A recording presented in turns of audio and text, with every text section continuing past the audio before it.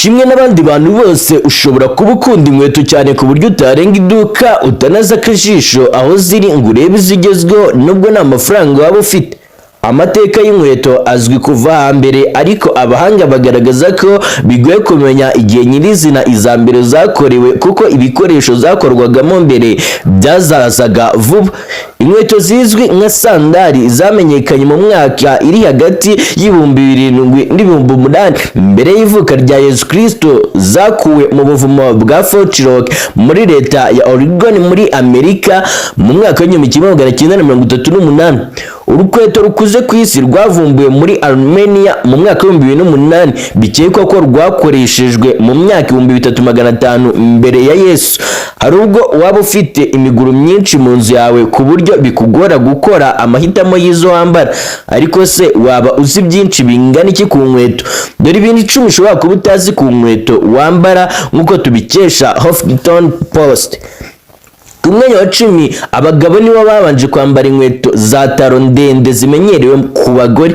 Mu kinyejana cya 10, abagabo bagendaga ku ifarashi bakiniraga inkweto zifite taro ndende kugira ngo amaguru azafate yo gucomoka ku rufatiro bahaguruka, kubera ko gutunga ifarashi byari ikimenyetso cy'ubukire, n'inkweto za taro zatungwaga n'abagabo b'abakire kuko aribo bagendaga kuri izo nyamaswa.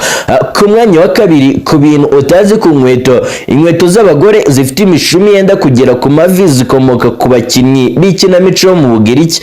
Abakinnyi b'ikinamico yo mu Bugiriki iyo bajyaga kwiyerekana imbere y'imbaga y'abantu, inkweto zituma ababareba babasha kubatandukanya nuko bambaraga inkweto ndende. Ikigo Kennedy Center kivuga ko abakinaga ikinamico zibabaje bambaraga izo nkweto ndetse zifite imishumi miremire, naho abakini zisekeje bakambara amasogisi gusa. Ku mwanya wa 3, sneakers zahawe iri zina kuko umupira wazo utagenda usakuza. Ahagana mu myaka y'1800, abantu benshi batangiye kujya bita izo nkweto sneakers, bituruka ku nshinga snake ivuga kugenda bucece, kubera ko zari zifite hasi imipira yoroheje bigatuma bageraho bashaka nta ubumvise. Ku mwanya wa 4, ku bintu bitangaje utaruzi ku nkweto, burya umushahara uhembwa ni ugena inkweto ujyana ku kazi. Ubushakashatsi bwakozwe ku rubuga bezoacademy.com bwagaragaje ko abagore benshi bahembwa umushahara utubutse bambara inkweto za taro ndende kuko arizo ziyubashye, naho abahembwa uciriritse ntibabikozwe.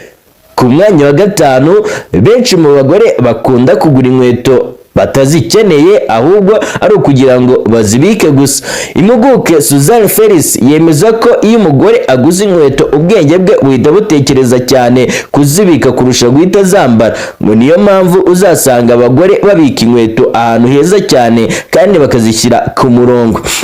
Ku mwanya wa 6, ku bintu bitangaje utaruzi ku nkweto, nuko Audrey Hepburn niwe watumye inkweto za loafer bakunda kwita godas zamamara cyane ku isi.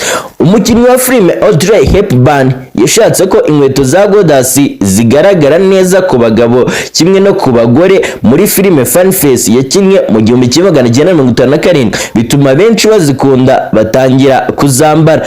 Ku mwanya wa 7 w'ibintu bidasanzwe cyangwa se utaruzi ku nkweto, inkweto zitwa Dr. Martinez zakorewe imirimo y'ingufu mu myaka y'1960, zahaye ishusho abakora izitwa safari cyangwa Timberland. Kuri ubu Dr. Martinez ni inkweto ikomeye y'uruhu yahanzwe n'Abadage. Dr. Martinez ni inshuti ye Dr. Frank yamamajwe cyane mu 1960 mu Bwongereza nk'iberanye n'abagabo bakora akazi k'ingufu. Kuri ubu izo bijya gusa zitwa safari cyangwa se Timberland, zose zizwiho gukomera cyane. Ku mwanya wa 8, gutandukanya urukweto rw'iburyo n'urw'ibumoso bimaze imyaka itageze kuri 200. Kugeza mu mwaka w'1850, inkweto y'uburyo yasaga n'iy'ibumoso. Akenshi byagoranaga kwambara urukweto rushyashya kubera ikirenge cyabyimbagamo. Ku mwanya wa 9, ku bintu bitangaje utaruzi ku nkweto, nuko muri Leta Zunze Ubumwe za Amerika buri mugore atunze nibura imiguru y'inkweto 20. Ubushakashatsi bw'urubuga Voca Code bwakorewe ku bagore 2352 bafite hejuru y'imyaka 18 bwerekanye ko buri umwe atunze imiguru y'inkweto 20, ariko iyo ahora yambara ari 5 gusa. Ku mwanya wa 10 nacyo kintu cya nyuma kiza ku rutonde rw'ibintu bitangaje utari uzi ku nkweto nuko urukweto rwa mbere ruhenze ku isi rwacurujwe amadolari 60,660. N'urukweto rwakinishijwe muri filime Wizard of Oz yasohowe mu mwaka w'1939. Urukweto rwagurishijwe mu cyamunara mu mwaka w'2000 rutangwaho amadolari ya Amerika 660,000. Kuri ubu abarirwa muri miliyoni 560 uyashyize mu mafaranga y'u Rwanda, ndetse ararenze cyane, arenze kure ayo nkubwiye. Njye nitwa Jay, iyi ni Zen TV, mbashimiye uburyo twabanye muri iki kiganiro. Peace out.